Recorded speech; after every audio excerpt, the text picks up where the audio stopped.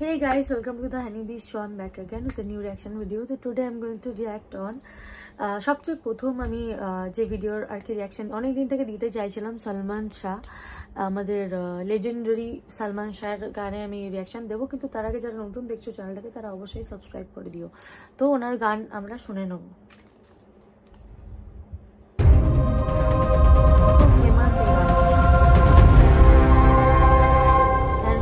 কনকেরই গাওয়া, আমার one of my favourite singers আর কি।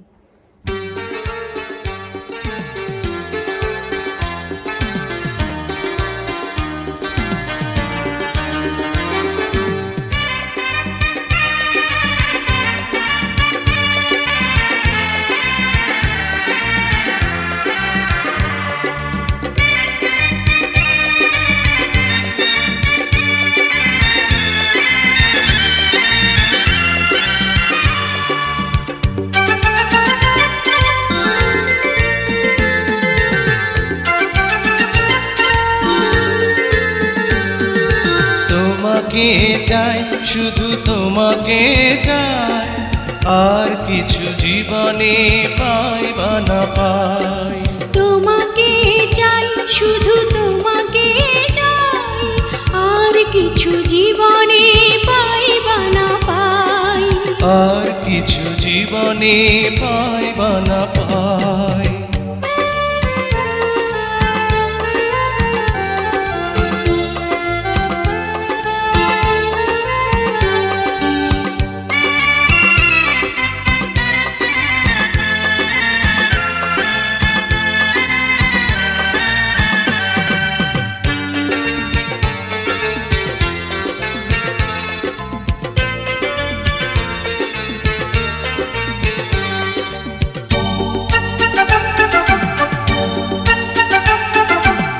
বাঁধন হারা মনটা আমার শাসন বারণ মানে না। তোমারই প্রেমে পাগল পরা আর কিছু তো জানে না।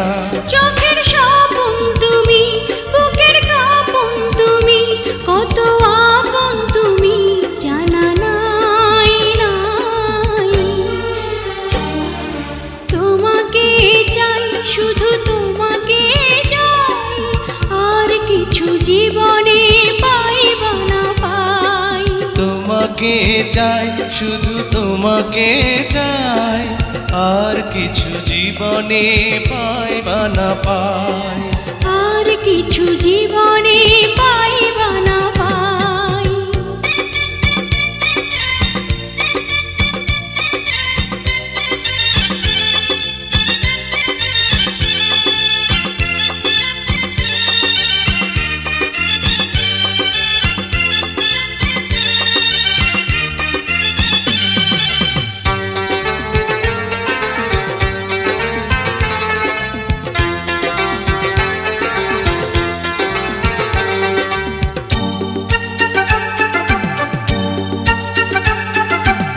সারাটি জীবন ছায়ার মতন আমারই পাশে থাকো না। বুকেরই ঘরে যত্ন করে আমাকে তুমি রাখো না। আমার জীবন তুমি, আমার মরণ তুমি, কত আপন তুমি জানা নাই নাই। তোমাকে চাই, শুধু তোমাকে চাই, আর কিছু জীবনে পাই বা না পাই। তোমাকে চাই, শুধু তোমাকে চাই, আর কিছু জীবনে পাই বা না পাই। আর কিছু জীবনে পাই বা না পাই।